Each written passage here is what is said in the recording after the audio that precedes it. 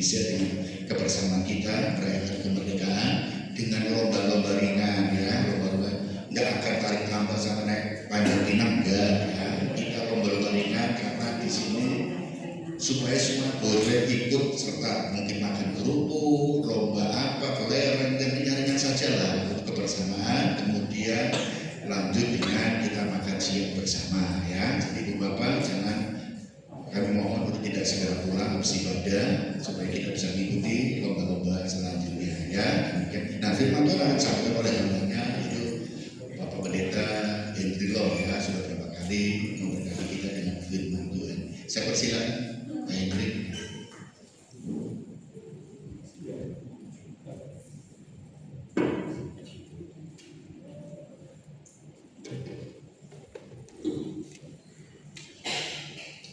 Ya, puji Tuhan, selamat pagi Bapak Ibu.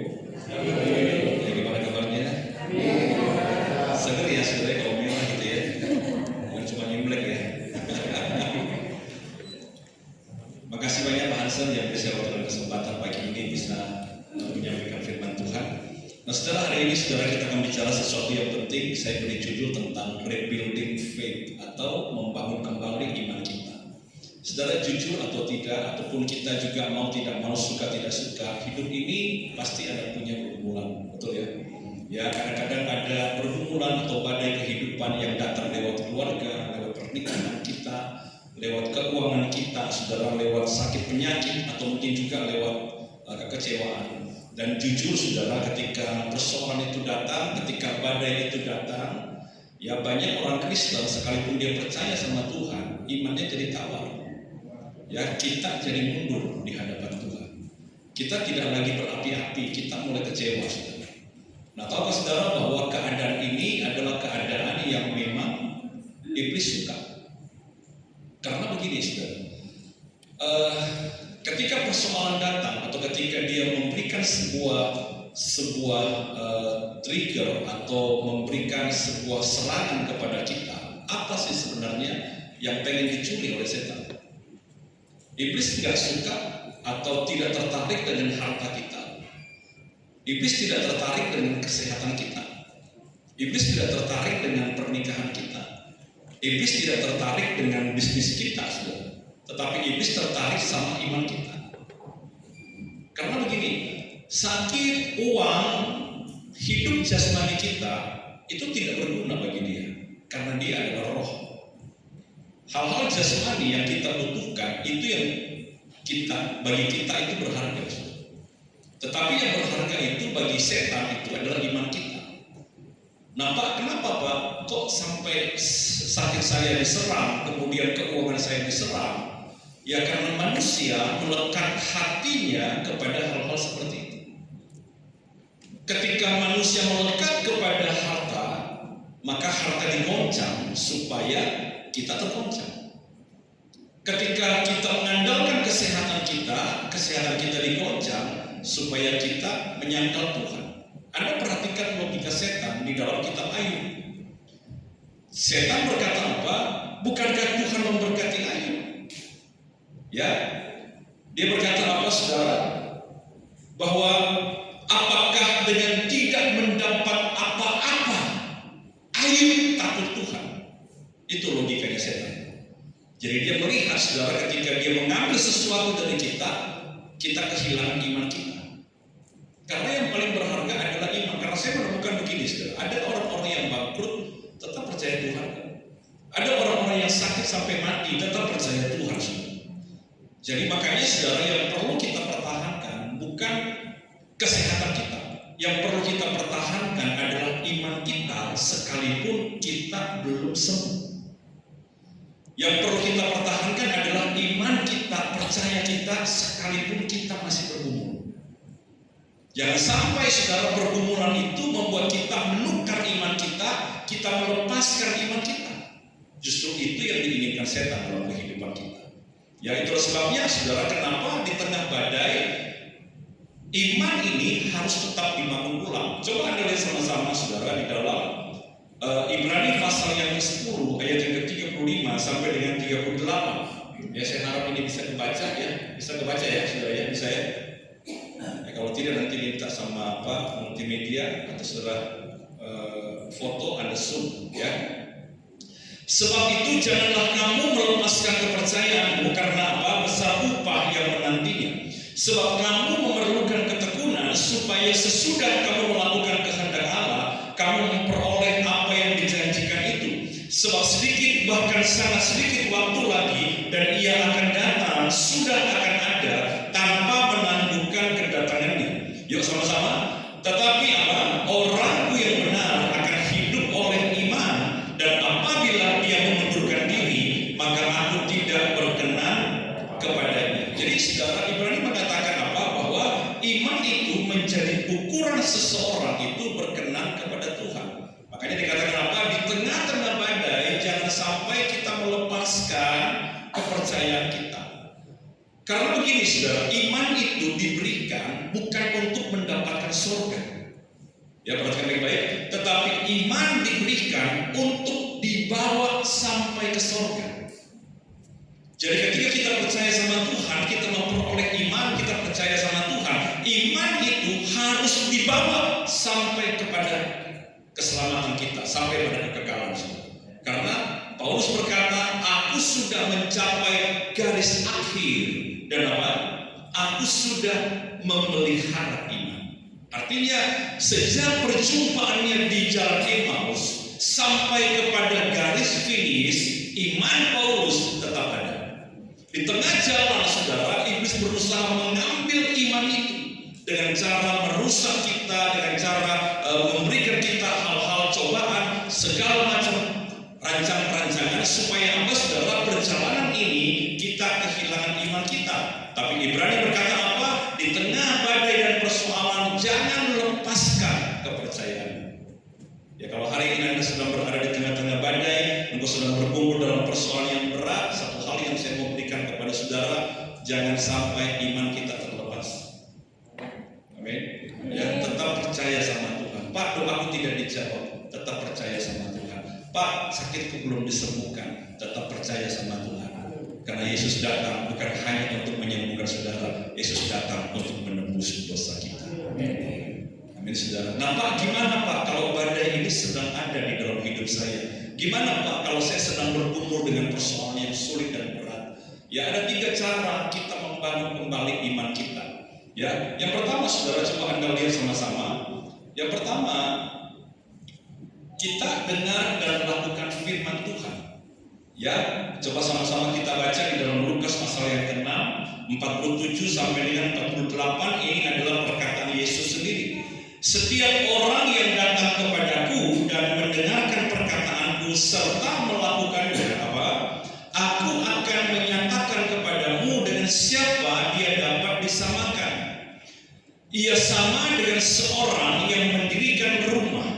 Orang itu menggali dalam-dalam dan meletakkan dasarnya di atas batu. Yuk sama-sama.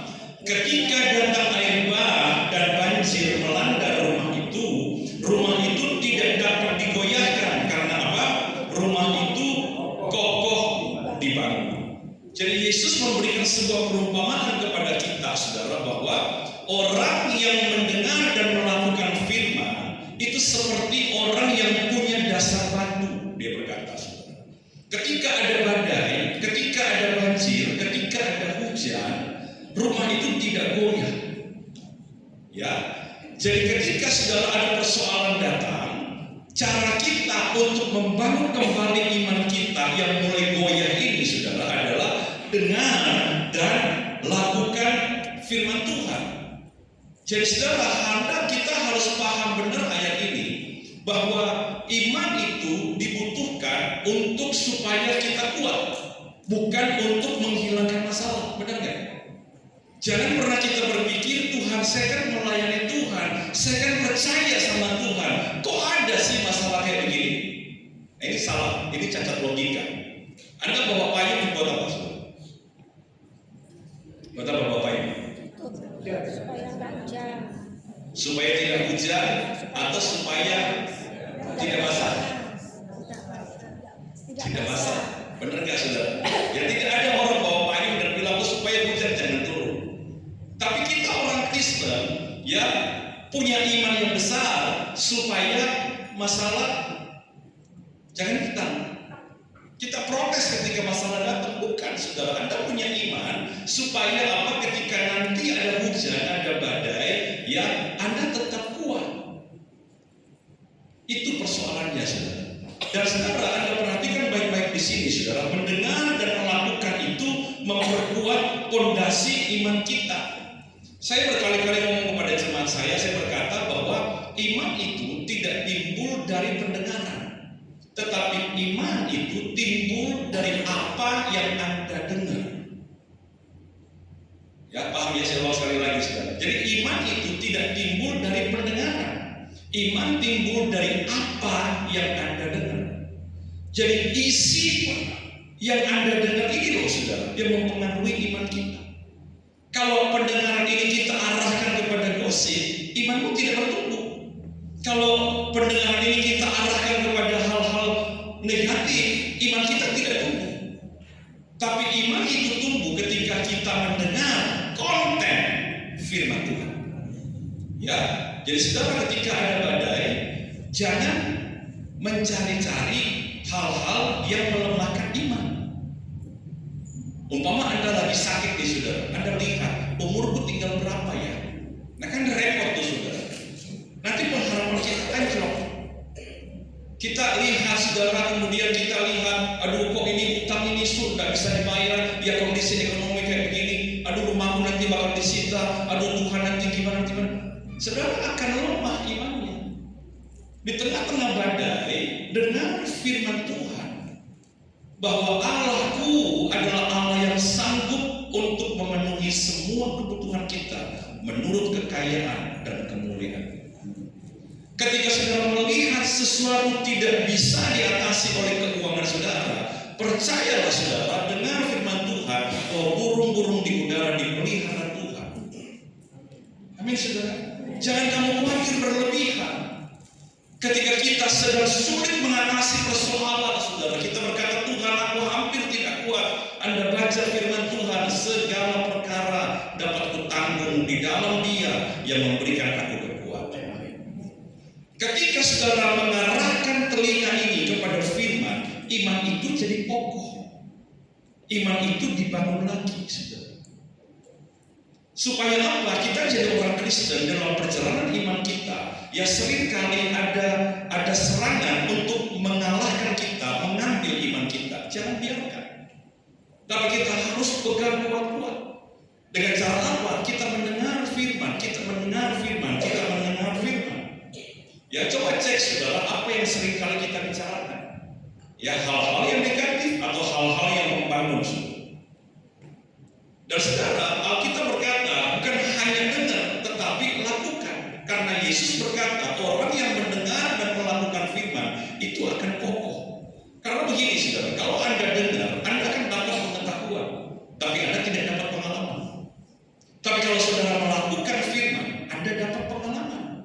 Dan pengalaman itu yang mengokohkan kita. Seandainya saudara saya senang, saya pernah makan soto pojok di sebelah sana, mungkin ya, contoh aja saudara, saya pernah makan di situ.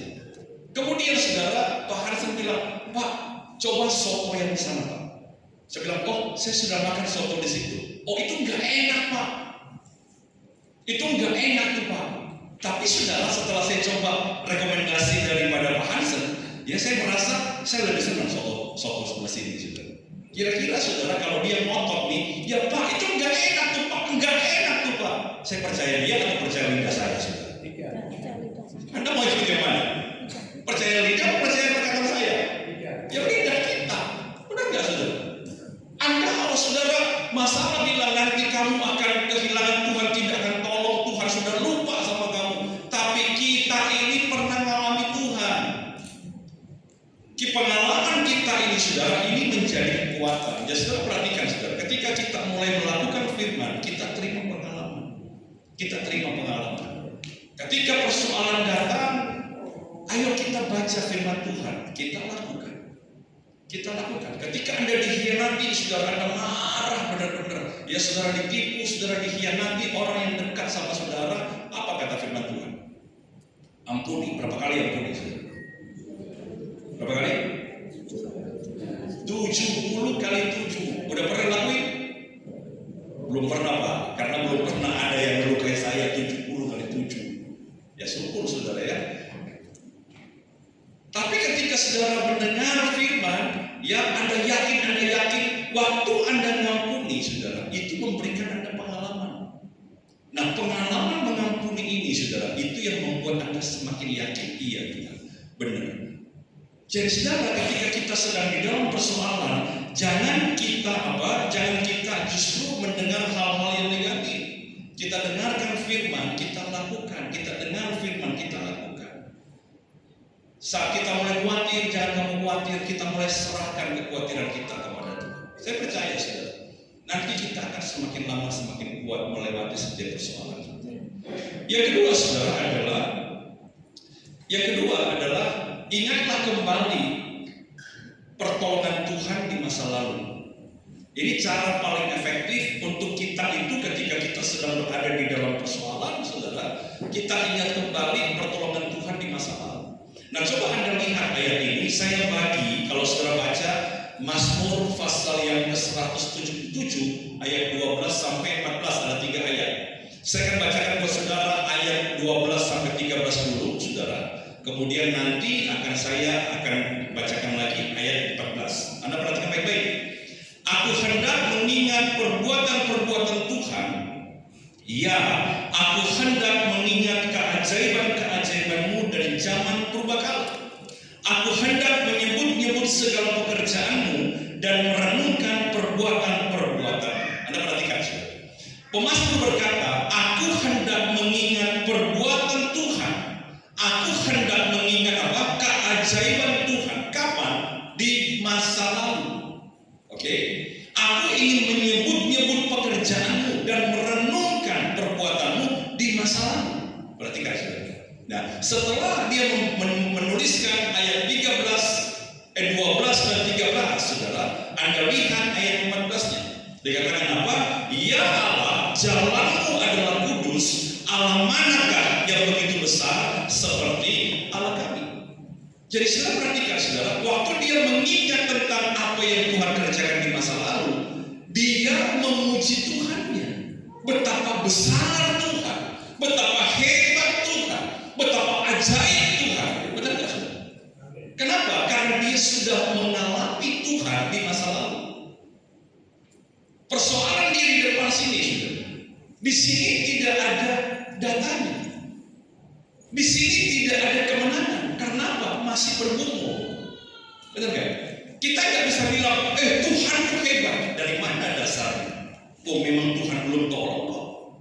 Goliatnya ini masih ada, saudara. Anda sedang berhadapan dengan Goliat nih.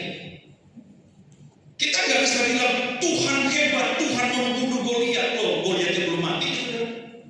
Cara satu-satunya ketika ada Goliat di depan, ada badai di depan, Anda harus menoleh ke belakang. Supaya apa? Supaya dasar iman kita berdiri berdasarkan perbuatan Allah di masa lalu. Paham ya, saudara? Karena begini, saudara, masa depan itu adalah harapan, tetapi masa lalu adalah data yang bisa dibaca, bisa dilihat, bisa direnungkan.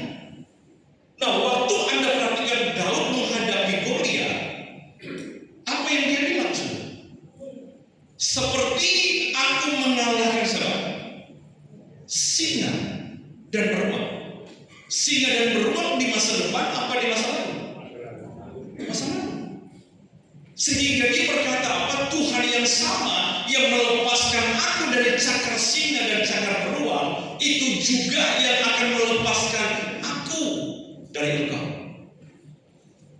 Jadi saudara, ini menarik sekali, saudara. Ketika kita sedang bergumul di dalam persoalan kita, biasanya yang suka kita ingat itu bukan pengalaman yang baik. Anda suka ingat yang mana? Ya, hadiah atau hukuman sejak kecil sampai sekarang? Apa yang paling diingat? Hadiah atau hukuman? Yang bilang, aku ingatnya hadiah Pak, yang dikasih sama Papa Bang. Aku seringnya ingat hukuman. Nih kamu tahu ya, mama dulu, wah kan gitu saudara, ya itu disuruh jalan kaki 5 kilo kan gitu ya. yang diingat yang sama begitu. Itulah memang kecenderungan manusia. Kalau saudara ingat yang baik-baik, berarti Anda benar-benar bahagia di masa kecil. Ya, tapi saudara selalu ingat hal-hal yang kurang menyenangkan, saudara. Itulah manusia. Nah, itulah sebabnya saudara ketika ada persoalan, kita langsung takut. Padahal Alkitab berkata, saudara, bahwa ketika kita mengingat akan perbuatan Allah di masa lalu, itu akan justru mengokohkan iman kita. Sehingga ketika ada Goliat di depan, sekalipun dia belum menang, dia belum bisa mengalahkannya, dan dia belum berhasil mengalahkannya, tapi keyakinannya dia, iman dan percayanya, itu menjadi bahan bakar untuk dia menghadapi Goliat. Itu dia. Tapi kalau seandainya dia tidak pernah mengingat akan Tuhan, dia lupa semua, anggaplah dia tidak pernah mengalami Tuhan sama sekali, bagaimana dia bisa kuat menghadapi persoalan ini? Betul kan? Saya banyak kali dalam kehidupan saya, ya, ada di titik-titik terendah sebenarnya. Tapi istri dan saya sendiri juga pernah bilang begini, kalau Tuhan sudah pernah menolong sampai hari ini, masakan Tuhan lupa akan janji. Itu membuat kita kembali, iya ya, aku bisa ada sampai hari ini kan pertolongan Tuhan. Kita itu suka lihat yang di depan, persoalan yang besar. Seolah-olah saudara, persoalan ini tidak bakal bisa selesai. Padahal kita lupa, yang besar itu bukan persoalan, yang besar itu Tuhan. Tuhan yang besar ini pernah melakukan persoalan A. Masa Tuhan yang besar tidak bisa menolong kita di masa sekarang? Jadi ketika ada badai di depan saudara, Anda sedang ada di titik badai, ingatlah akan pertolongan Tuhan di masa lalu. Saya tulis begini saudara, ya, coba kita sama-sama baca. Ya, kata Anda ganti dengan saya. Ya, kita baca suara nyaring ya. 1, 2, 3. Ingatan pada kebaikan Tuhan di masa lalu adalah dasar untuk saya berharap dan alasan saya untuk, ayo ulang lagi ya, suara nyaring ya saudara ya, yakin kalau begini saudara. 1, 2, 3. Ingatan pada kebaikan Tuhan di masa lalu adalah dasar untuk saya berharap dan alasan saya untuk bisa bersyukur. Jadi Anda lihat, ingatan kita kepada kebaikan Tuhan itulah dasar untuk kita percaya hari ini. Betul? Siapa di sini yang pernah ditolong Tuhan lebih 10 kali? Ditolong Tuhan lebih 20 kali. Nah, senggol kiri kanan. Kamu punya banyak bahan untuk bersyukur. Ya, punya banyak bahan untuk berharap. Punya banyak bahan untuk percaya. Iya, saudara. Jadi hari ini ketika kau sedang berhadapan dengan badai, kau sedang bergumul, jangan nangis terus. Kau nangis karena kau ingat akan persoalanmu, kau takut, saudara. Ayo toleh ke belakang, lihat pertolongan Tuhan. Lihat bagaimana Allah menolong. Lihat bagaimana tangan Allah yang kuat. Saudara, saya mau jelaskan kepada saudara, manusia itu punya 3 memori menurut neuroscience. Ya, neuroscience itu adalah ilmu yang mempelajari tentang saraf, tentang otak manusia. Nah, dia menjelaskan bahwa manusia itu punya 3 memori.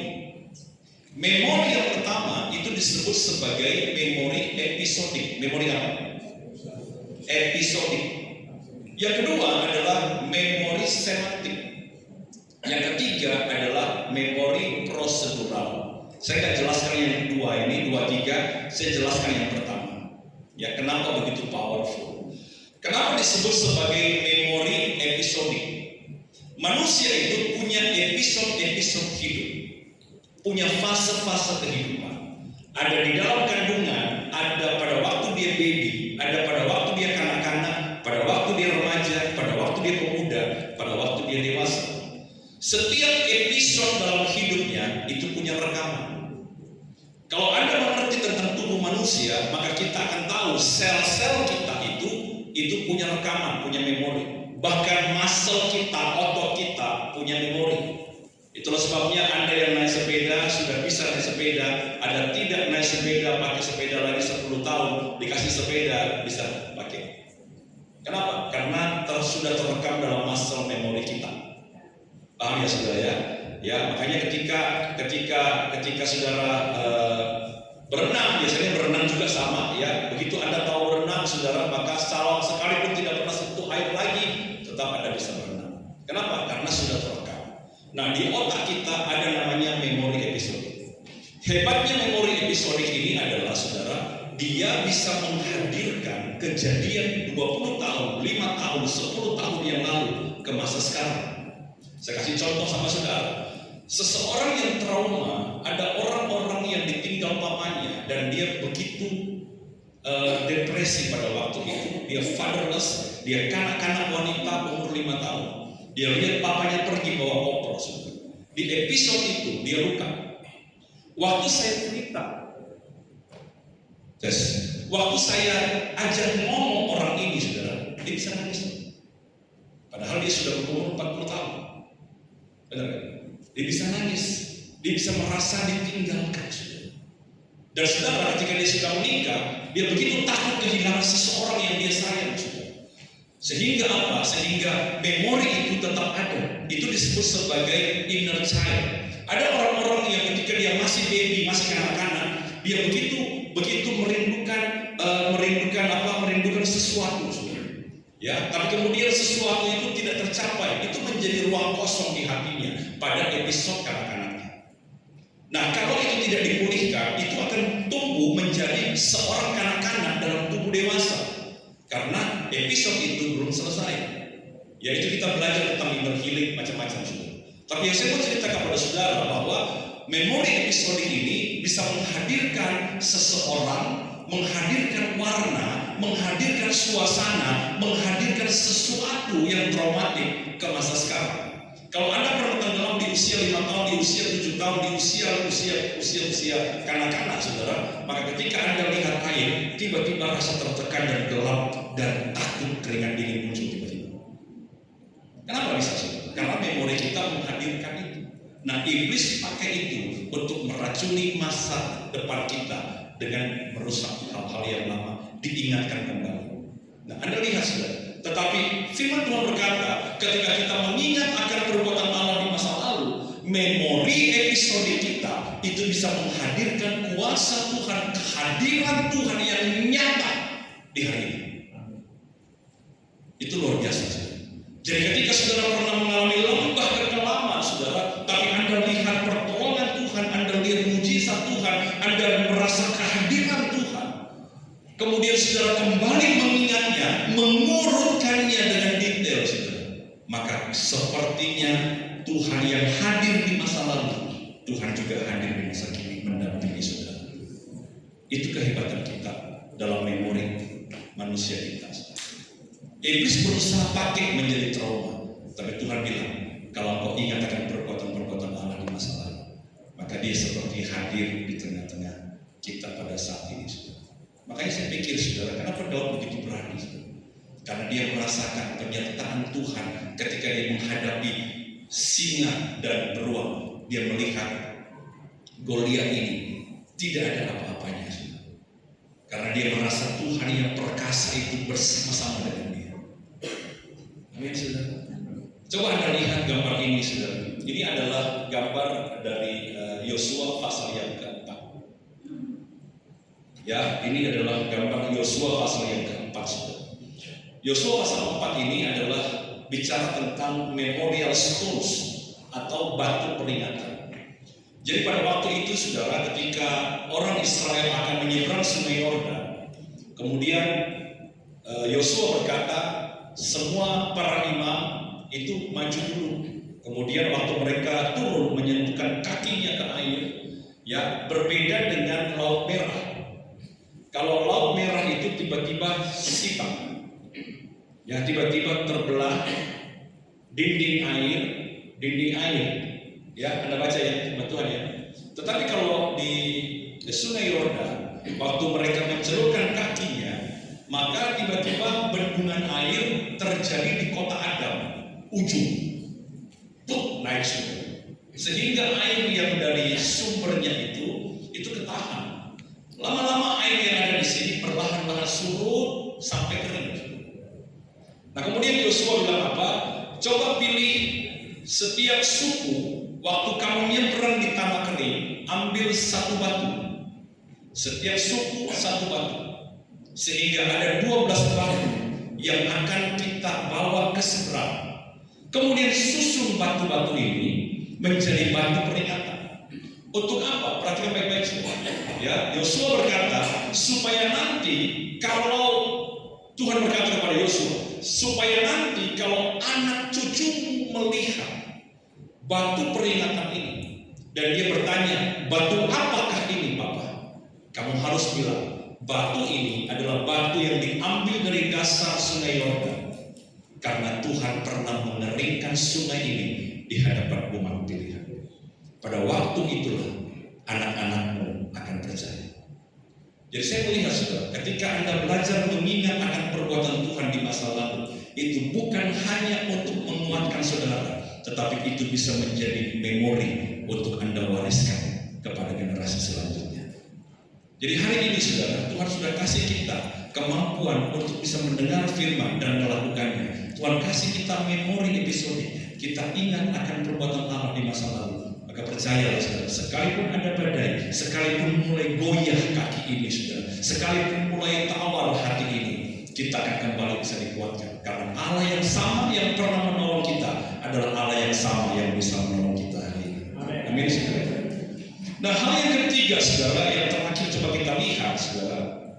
Yang terakhir adalah bagaimana nih Pak kalau saya sedang bergumul dan berada di tengah-tengah badai. Selain saya mendengar dan melakukan firman, selain saya mengingat akan kebaikan Tuhan di masa lalu, ada hal yang paling penting sebenarnya yang ini sangat menentukan, yaitu apa? Anda harus bergaul dalam komunitas yang sehat. Ya, coba kita baca sama-sama di dalam Ibrani pasal 10 ayat 24 sampai dengan 25. Ya, coba kita lihat. Dan marilah, ya sama-sama, dan marilah kita apa? Saling memperhatikan supaya kita saling mendorong di dalam kasih dan dalam pekerjaan baik. Janganlah kita menjauhkan diri dari apa? Pertemuan-pertemuan ibadah kita seperti dibiasakan oleh beberapa orang.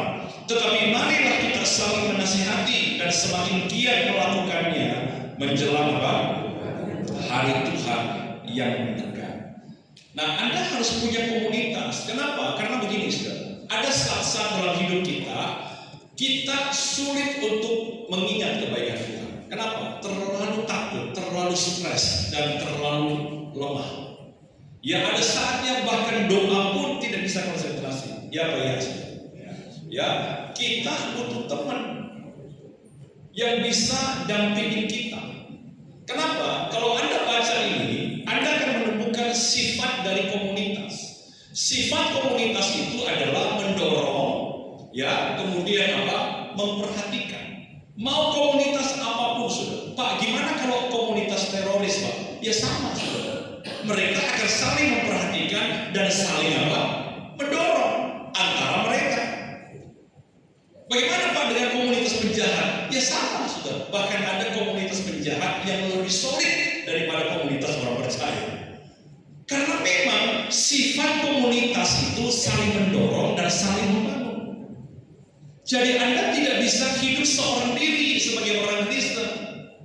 Aku gak cocok sana, gak cocok sini, gak cocok sana. Gak boleh, saudara.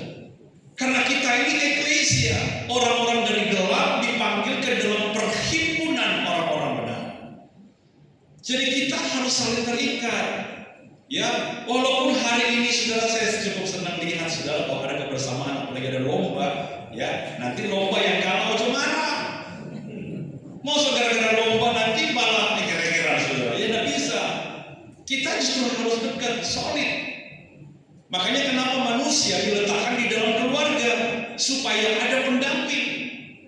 Makanya Ibrani berkata jangan menjauhkan diri ketika ada masalah. Saya pernah nanya sama jemaat saya, kamu kenapa lama tidak ke gereja?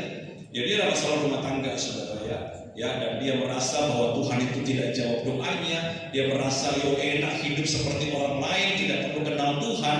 ya baik-baik aja hidupnya, saya ini sungguh-sungguh melayani Tuhan, kok masalah tidak selesai-selesai. Nah itu sudah ya salah berpikir. Dia pikir iman itu supaya bebas hambatan. Saya bilang, kamu kenapa tidak ke gereja? Nanti aja Pak, saya masih ada masalah. Saya kadang-kadang heran bos, kalau kamu ada masalah harusnya cari Tuhan, benar gak? Bagaimana kalau saya nanya sama saudara, apakah Anda sudah makan? Terus belum Pak, kenapa? Ya karena saya lagi lapar. Masuk akal gak? Kalau Anda lapar, Anda harus makan dong, benar gak saudara? Ya kamu kenapa tidak makan? Iya Pak, karena saya lapar. Loh kamu kenapa tidak ke dokter? Karena saya sakit Pak. Kamu kenapa tidak ke gereja? Karena saya ada masalah. Ini loh saudara, ya karena kebolak-balik. Makanya jangan menjauhkan diri dari apa? Pertemuan-pertemuan ibadah. Nah makanya saudara, ketika kita sedang berjalan, kita kemudian tidak kuat, kita tawar hati, maka ada sahabat, ada mentor, ada pembina, ada gembala, ada teman yang bantu kita. Ya, nah satu kali ada satu cerita, ya ini gambarnya nggak keluar ya, tapi nggak apa-apa deh. Mungkin kurang jelas. Saya mau jelaskan kepada saudara, ada satu cerita, ada seorang lumpuh itu pengen ketemu Tuhan. Tetapi saudara, rumah itu penuh dengan manusia, sehingga Yesus ketika KKR sampai depan pintu pun tidak bisa buka. Kemudian ada 4 temannya bilang begini, bro, kamu ngapain baring di sini? Ini bahasa saya. Yo biasalah, saya pengen mau ke KKR-nya Tuhan Yesus, tapi tempatnya penuh. Mau enggak? Aku ada ide. Ini teman yang satu yang ngomong. Ide apa? Ya kita buat tandu. Nah terus, kamu nanti baring di tandu itu. Terus, kita berempat angkat.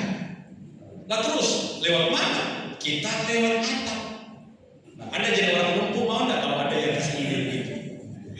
Mau enggak? Mau. Kalau saya mikir banyak. Kalau terus dia kepleset sudah. Terus kita meluncur, langgang patah lah, saudara. Ya dia kan normal semua, tinggal lompat. Anda jangan berpikir ditolong orang itu gampang. Tolong saya, iya caranya begini, mau nggak? Betul nggak saudara? Jadi kalau saya jadi orang lumpuh, saya mikir-mikir dulu. Ini kalau diangkat, permisi nggak apa-apa. Kalau diangkat, naik atap, terus diturunkan, waduh. Iya saudara, mikir dong. Tapi kenapa dia mau? Hanya satu alasan, dia mempercayai teman dia. Anda punya teman yang Anda percaya? Aduh Pak, di gereja Pak tidak ada yang bisa dipercaya. Saya ngomong baru 5 menit Pak, sudah sampai kemana-mana. Jangan jadi komunitas seperti itu. Harus punya komunitas yang sehat. Supaya apa saudara? Supaya kita yang lemah, kita dikuatkan. Amin saudara. Ya. Nah akhirnya apa saudara? Waktu diangkat, beneran tuh saudara naik di atas dan diturunkan. Yang menarik adalah perkataan Yesus. Dia berkata apa? Ketika Yesus melihat iman mereka, bukan iman orang lumpuh, iman mereka. Ada orang yang menyerahkan diri kepada komunitasnya. Ada komunitas yang mengayomi orang yang sakit. Iman mereka mendatangkan pemulihan. Saya pernah ketemu orang, Anda jangan berpikir komunitas akan menyelesaikan masalah saudara. Enggak. Ya, ada yang pernah bilang sama saya, percuma Pak ke gereja Pak, aku utang, tidak ada yang mau bantu pinjemin. Nah, itu salah saya bilang. Kalau utangmu 2 miliar, siapa yang bisa bantu? Utangmu 100 M, siapa yang bisa bantu? Saudara, benar gak? Komunitas itu bukan one stop solution. Bukan saudara. Komunitas itu bukan memenuhi kebutuhan saudara, menyelesaikan persoalan saudara. Komunitas mendampingi saudara berjalan bersama ke arah Yesus sang pemulihan. Itu yang benar. 4 temannya ini saudara tidak punya kuasa menyembuhkan. Tapi kamu memang tahu solusinya ada sama Yesus, solusinya ada sama Tuhan. Ayo kita jalan bareng bawa kamu ke Tuhan. Anda punya pernikahan yang sulit, tidak ada yang bisa menyelesaikan konflik saudara kecuali hidupmu datang kepada sang pemulih, hatimu diubah. Tapi siapa yang bisa dampingi saudara? Sahabatmu yang dengerin keluh kesahmu, yang pasang bahunya ketika menangis, yang pasang badan ketika berpeluh. Hanya itu yang bisa kita lakukan, tapi itu powerful. Hari ini saudara, siapa yang di tengah-tengah badai dan tengah-tengah persoalan? Mungkin engkau tidak kuat lagi berdoa, mungkin baca firman pun tidak mengerti. Engkau ingat sulit, tidur pun susah. Mungkin engkau butuh sahabat, butuh seorang mentor, butuh seorang teman. Di dalam gereja ini sudah temukan orang yang bisa engkau percaya dan ceritakan, dan engkau akan didoakan berjalan bersama ke arah sang pemulih, itu Tuhan sendiri. Amin saudara. Saya percaya saudara bahwa iman-iman yang goyah, iman hati-hati yang tawar itu akan kembali kepada kita. Dan kalau kita menjadi iman yang kuat, kita akan bisa melewati pertandingan itu dan membawa iman itu sampai pada kekekalan. Dan kita berkata, melewati semua persoalan, melewati semua rintangan, aku masih memelihara iman. Amin saudara. Ya, hari ini saudara, mari buka hati kita dan biarlah kita sama-sama nyanyikan satu lagu lama. Ya, mungkin ada pernah dengar lagu Ingat Kasihnya. Tahu ya semua ya? Ya, itu tanpa teks Pak, itu pasti sudah hafal. Ya, sama-sama kita bangkit berdiri saudara, kita akan berdoa dan kita akan sama-sama datang kepada Tuhan. Ya, saya mau kita kembali mengingat akan pertolongan Tuhan. Saya mau kembali kita dikuatkan oleh firman Tuhan hari ini. Bahwa percayalah, di tengah-tengah badai sekalipun ada kemenangan. Di tengah-tengah badai sekalipun Tuhan tidak meninggalkan. Di tengah-tengah badai sekalipun sudah kuasa Allah yang sama, Alfa dan Omega, Allah yang besar itu adalah Allah yang menyertai kita. Kalau hari ini saudara, kau seperti berjuang seorang diri, mari belajar untuk percaya bahwa Tuhan adalah Tuhan yang selalu hadir. Mungkin engkau butuh seorang sahabat, mungkin engkau butuh seorang teman. Berdoalah kepada Tuhan. Tuhan, siapa orang yang bisa percaya, yang bisa mendampingi saya berjalan bersama melewati proses ini? Saya menemukan orang-orang saudara yang punya pendamping, yang punya mentor, yang dimuridkan, yang berjalan bersama. Alkitab berkata, mereka akan lebih kuat. Mereka akan saling menopang. Ketika yang satu jatuh, yang lain akan mengangkat. Hari ini saudara, apakah yang menjadi persoalan saudara? Apakah yang menjadi pergumulan saudara? Jangan engkau takut, karena Tuhanmu lebih besar. Jangan engkau dibohongi oleh iblis, karena semua kebohongan itu bisa dibantah oleh kebenaran firman Tuhan. Hari ini buka hati kita, buka hati kita sambil angkat pujian ini. Kita ingat akan kebaikan Tuhan. Sama-sama katakan, ingat kasih-Nya,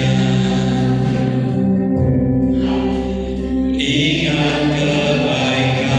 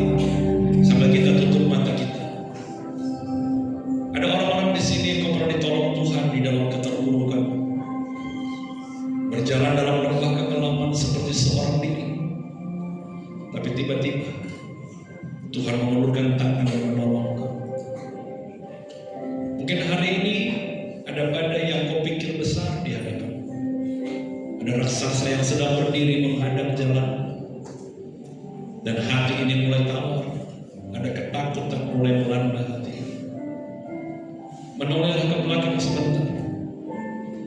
Adakah lembah kelam yang tidak bisa diselesaikan oleh Tuhan? Adakah besarnya persoalan yang lebih besar daripada Allah? Ketika kau menoleh ke belakang, kau melihat tangan yang terulur itu pernah menolong kau. Ketika kau menoleh ke belakang, engkau merasakan kasih yang sama yang pernah ada di hatimu. Ketika kau menoleh ke belakang, engkau mendengar seperti pernah mendengar suara yang begitu lembut yang berkata, "Aku mengasihi." Hari ini saudaraku jangan takut, karena Tuhanmu tidak berubah. Jangan takut, karena Tuhan itu adalah Alfa dan Omega. Besarnya, kuasanya, kasihnya tetap sama. Dia Tuhan yang pernah menolong engkau. Dia juga adalah Tuhan yang sama hari ini. Cukup engkau berkata kepada persoalan, sama seperti Tuhan pernah menolong aku dan menyertai aku, maka hari ini juga Tuhan juga akan tetap bersama dan menyertai aku. Sembah Dia, bawa penyembahan kita kepada Tuhan. Ya masih, ya namasaka nanarabasi, ya naramase, ya nanarabasaka. Kami sembah, kami sembah. Ya masih.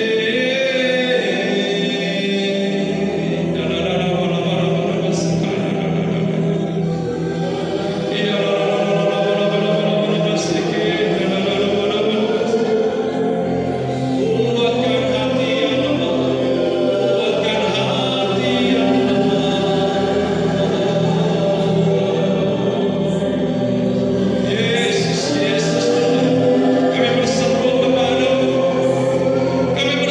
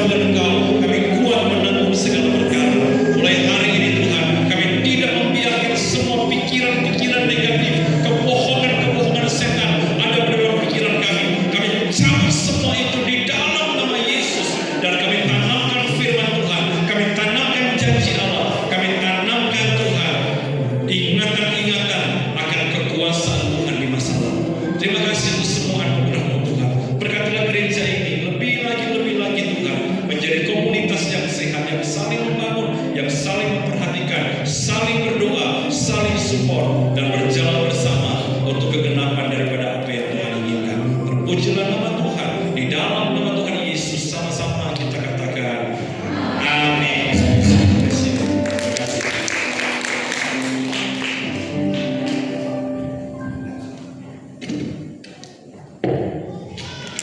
Tiba waktunya kita memberikan yang terbaik bagi Tuhan.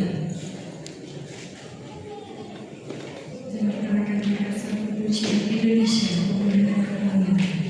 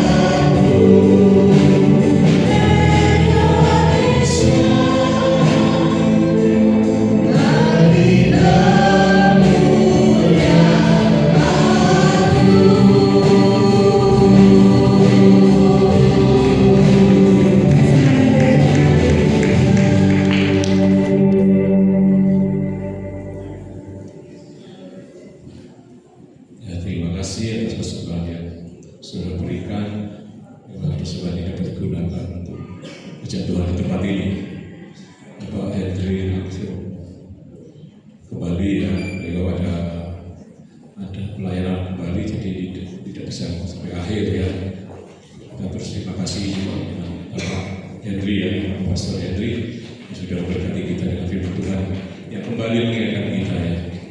Mungkin kita keadaan dunia yang carut marut ini ya, ada gelombang boleh datang ya, tapi tetap pegang iman itu ya.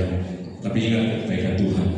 Maka dengan itu kita perlu berkomunitas ya dengan saudara-saudara seperti hari ini ya, saling menguatkan, saling menolong. Maka kita akan dapat menghadapi segala ujian-ujian itu ya. Yuk kita akan melihat jadwal ibadah sepekan depan ini saudara.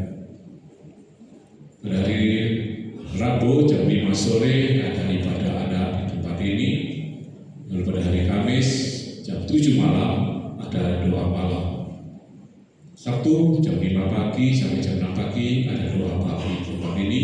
Lalu sorenya jam 5 sore ada ibadah dewasa muda, dan Sabtu depan akan dilayani oleh Evangelis Priscilla ya. Evangelis Priscilla. Lalu ibadah raya seperti hari ini jam 8 pagi dilakukan, dan minggu depan akan dilayani oleh Bapak Pendeta Nahason ya. Nahason Patadungan ya. Tadi ini orang Jawa ini saya. Nahason Patadungan ya. Lalu pada hari Minggu juga ada ibadah anak minggu jam 8 pagi. Hari ini ibadah Jim akan dilakukan digabung sama ibadah raya ya. Sama-sama kita akan merayakan ya. Nanti ada lomba-lomba ya. Nanti silakan ikut lomba semua ya saudara ya. Di Sutoninya ikut lomba lari karung ya. Lari karung. Lomba lari ya. Ya. Kita akan ada lomba-lomba ini kita pikirkan nanti kita sama-sama sudah membawa makanan jasmani ya. Nanti setelah lomba ada kita makan bersama ya, kita mempererat tali persaudaraan kita ya, seperti tadi firman Tuhan itu sangat penting ya, saling menguatkan untuk kita semua ya.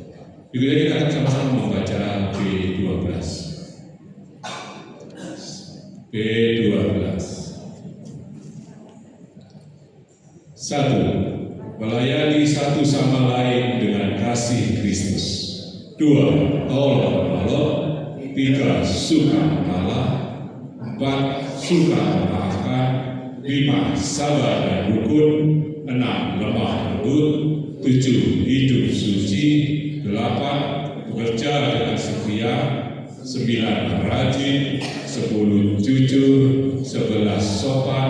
12. Berbuat segala sesuatu yang baik untuk memuliakan Tuhan.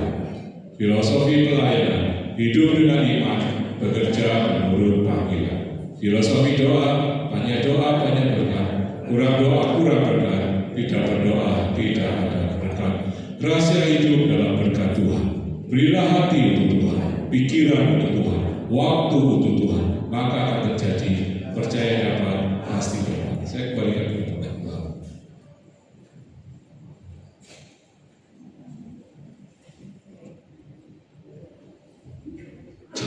Ya, saya sekali lagi ucapkan terima kasih buat Ibu Bapak yang sudah berpartisipasi ya untuk acara kebersamaan kita. Ada yang membawa kue, snack ya, nanti kue dan snacknya akan kita nikmati bersama setelah ibadah, bisa menikmati snack atau kue-kue yang disaudarakan Ibu Bapak saudara semuanya bawa, kita makan, dan kemudian kita ikut acara kebersamaan lomba-lomba, baru nanti makan berat, makan siang yang membawa lauk pauk ya kan, membawa untuk makan siang, nanti kita bisa nikmati bersama-sama ya.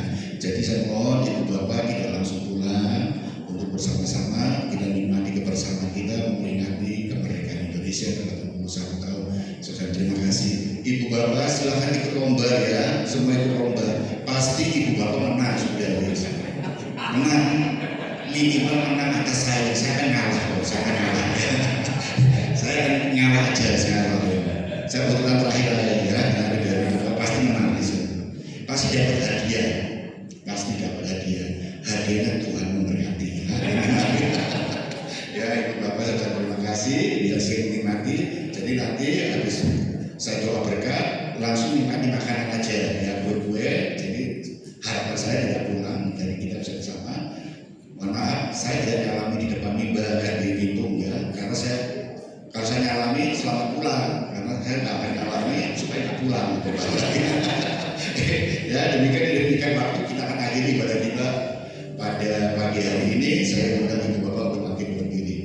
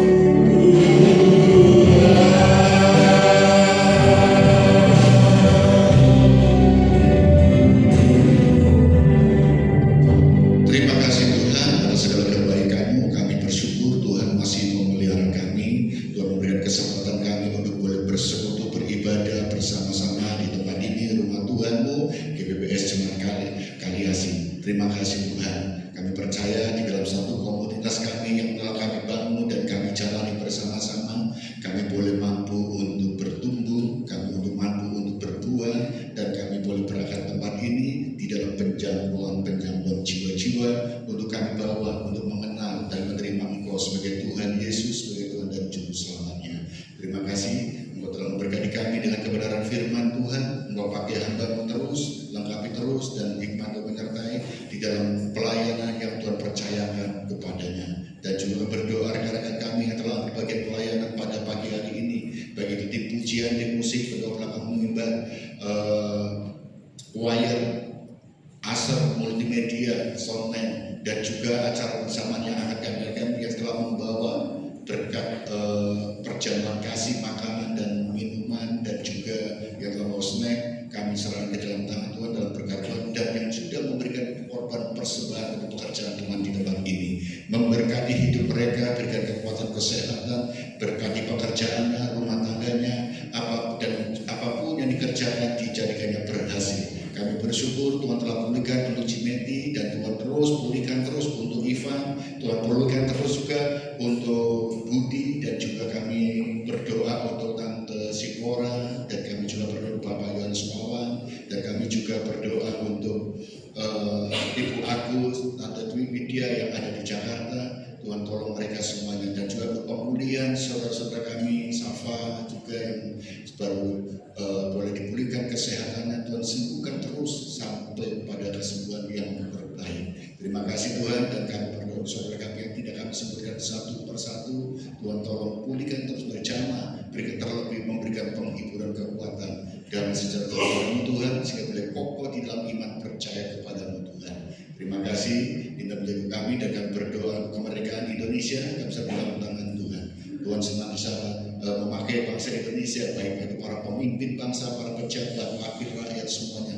Tuhan pakai mereka, satukan mereka memiliki visi untuk mensejahterakan rakyat Indonesia, misi untuk melakukan terjadi keamanan di mana-mana, tidak mencari kepentingan keutuhan diri sendiri atau kelompok ataupun golongan, tetapi memberikan satu menjadikan Indonesia negara yang kuat, negara yang kokoh, 4 pilar kebangsaan boleh berdiri kokoh di bumi Indonesia ini.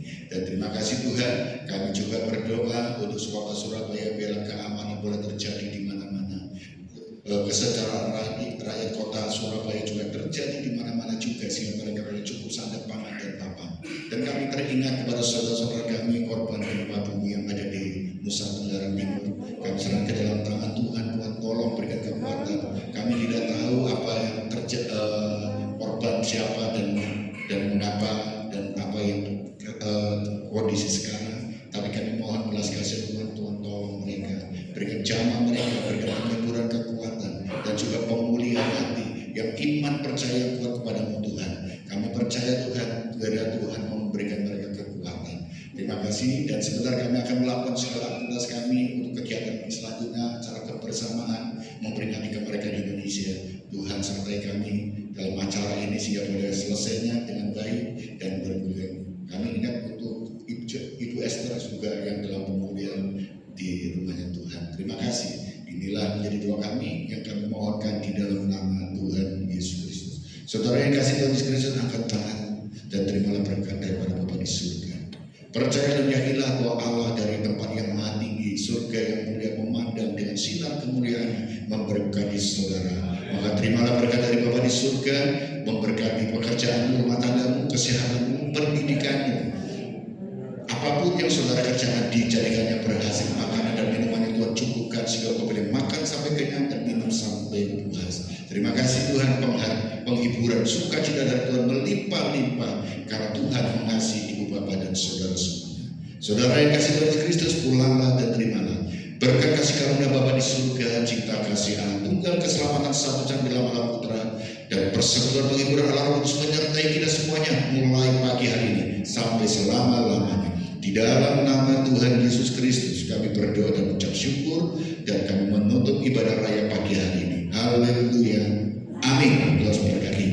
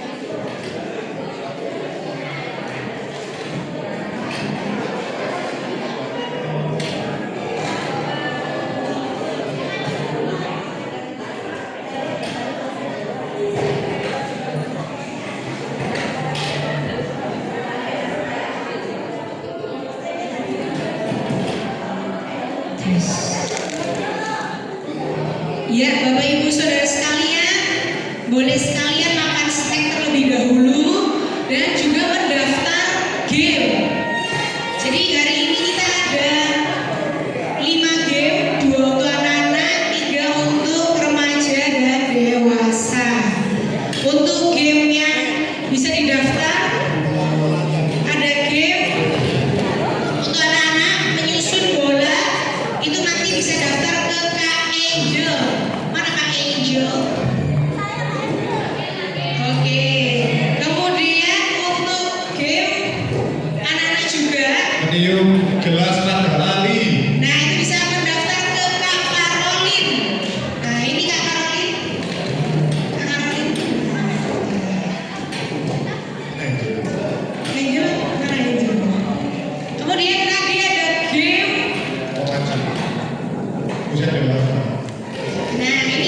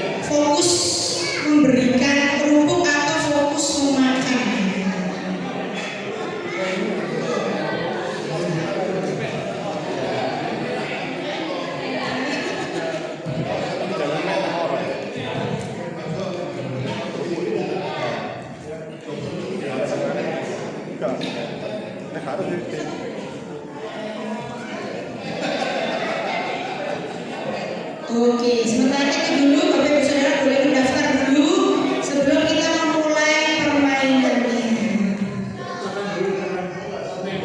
Ya, snack dulu supaya ada energi untuk menyorai.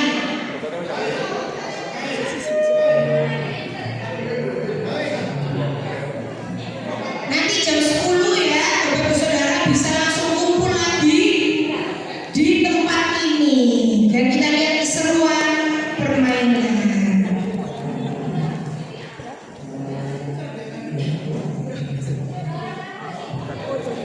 Yang mau bangun bisa goreng tuh. Bisa berkecap sama nasi.